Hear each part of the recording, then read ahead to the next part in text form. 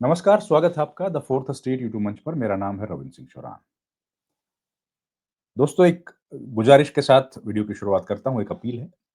अगर संभव हो तो आप हमारे चैनल को प्लीज़ जॉइन कर लीजिए। जॉइन करने से हमें आर्थिक सहायता मिलेगी और आपकी छोटी-सी आर्थिक सहायता हम जैसे चैनल के लिए बहुत बड़ा काम करेगी। हौसला अफ़ज़ाई होगा और हमारी ताकत बढ़ेगी। अब आज की खबर।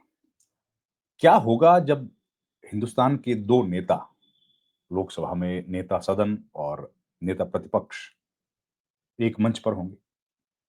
क्या होगा जब राहुल गांधी और प्रधानमंत्री मोदी एक स्टेज पर बैठे होंगे और किस तरह कैसे वो एक दूसरे से बात करेंगे, किस तरह से एक दूसरे का अभिवादन करेंगे? ये सवाल ज़ाहिर है आपके मन में भी आया होगा, आएगा और वो दृश्य भी आप देखना चाहेंगे। वो दृश्य हम लोगों ने देखे भी और मैं आपको वो वीडियोज़ तो नहीं दिखा पाऊँगा लेकिन पिक्चर्स, स्टिल पिक्चर्स आपको दिखाऊँगा जिससे आपको अंदाज़ा होगा कि वो किस तरह का दृश्य रहा होगा, जब दोनों नेता एक दूसरे के साथ बैठे।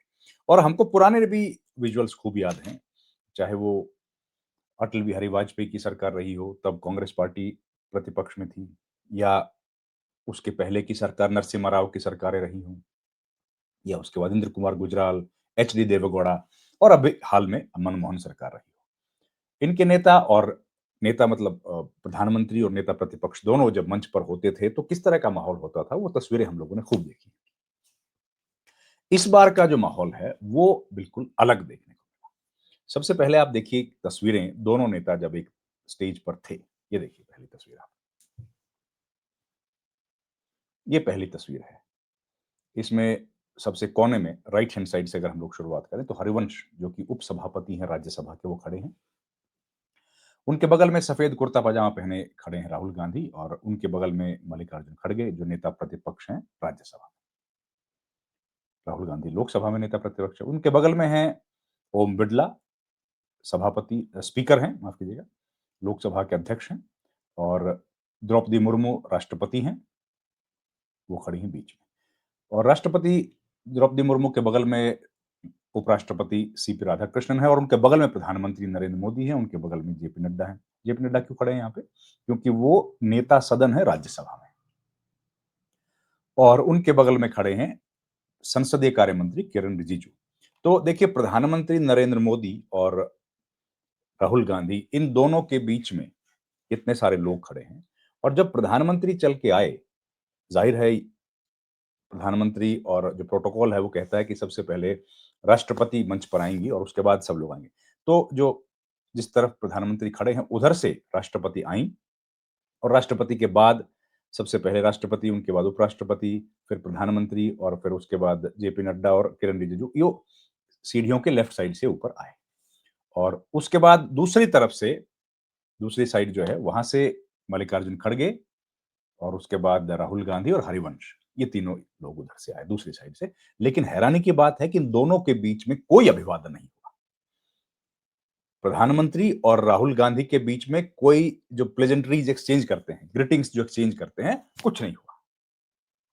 वो उधर से आए, बैठे, पूरे कार्यक्रम में बैठे रहे और उसके बाद उधर से निकल गए। राहुल गांधी दूसरी साइड बैठे थे, बैठे रहे और वहां से निकल गए।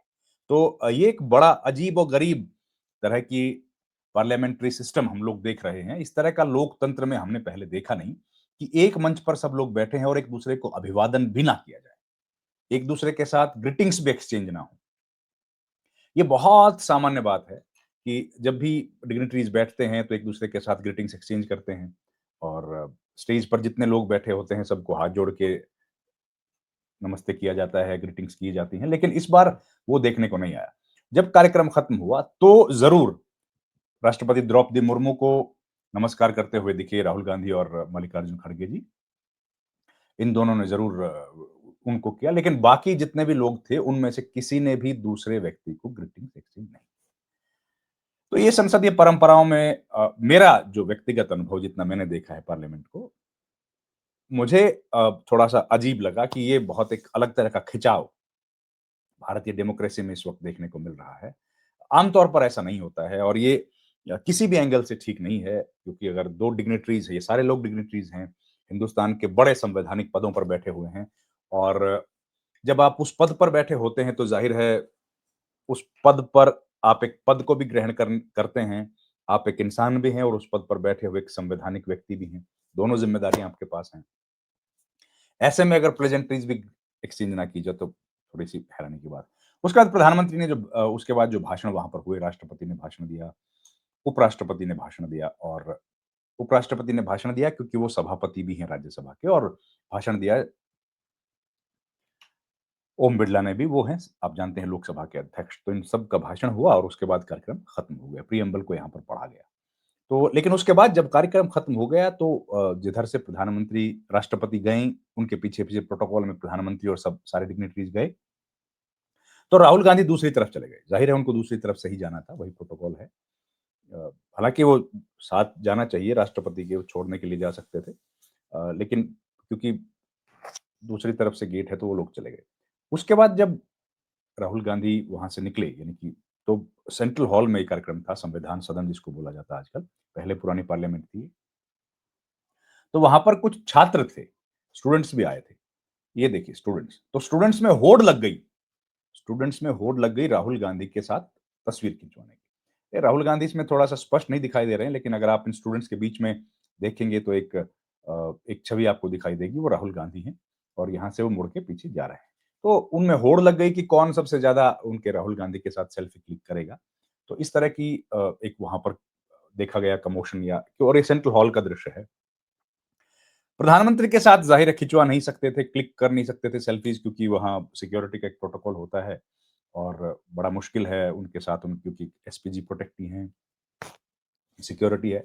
पर ख़ैर ये देखने में आया कि जब दोनों नेता वहाँ पर मिले और देखिए ये संसद का सत्र 26 नवंबर की ये घटना है और 26 नवंबर के बाद अब 1 दिसंबर से संसद सत्र की शुरुआत होगी और उसके पहले होगी सर्वदलीय बैठक होती है, आप जानते हैं। तो सर्वदलीय बैठक तो हालाँकि प्रधानमंत्री शायद ना आए उसमें तो राजनाथ सिंह उसकी अध्यक्षता करेंगे क्योंकि वो उपनेता हैं लोकसभा में, वो शायद इसकी अध्यक्षता करेंगे। लेकिन एक बड़ी अचरज की बात है, हैरानी की बात है कि जिस तरीके से संसदीय परंपराओं में हम लोग देख रहे हैं कि पहले जो चुटिले अंदाज में एक दूसरे पर कटाक्ष करते हुए, हल्के-फुल्के तरीके से अपनी-अपनी बातें रखी जाती थी, एक दूसरे का वैर-विरोध किया जाता था, पॉलिसीज़ को क्रिटिसाइज़ किया जाता था। वहीं व्यक्तिगत ताल्लुकात बड़े आत्मीय रहते थे, मधुर रहते थे। अब लेकिन ऐसा नहीं है। अब ज़माना बिल्कुल बदल गया है और हम लोग देख रहे हैं कि 2 नेता अगर आपस में 2 पॉलिटिकल पार्टीज़ के हैं, तो वो एक-दूसरे से बात करने में भी हिचकते हैं और सार्वजनिक रूप से तो बात करने में बिल्कुल हिचकते हैं। पहले ऐसा नहीं होता था। हमने वो दौर देखा जब अरुण जेटली नेता प्रतिपक्ष थे राज्यसभा में, सुषमा स्वराज नेता प्रतिपक्ष थीं, लोकसभा में भी और मनमोहन सिंह की सरकार थी। उसके पहले अटल बिहारी वाजपेयी को भी देखा, उनके दौर को भी देखा हमने। वो जब प्रधानमंत्री थे, तब का भी सारा दौर अ, तब राज्यसभा में मनमोहन सिंह नेता प्रतिपक्ष थे और ये सब चीज़ें हम लोगों ने देखी है, लेकिन इस तरह का कटुता कभी महसूस नहीं हुई कि 2 लोग खड़े हों और एक-दूसरे से ग्रीटिंग्स भी एक्सचेंज ना करें। ये चीज़ खत्म होनी चाहिए।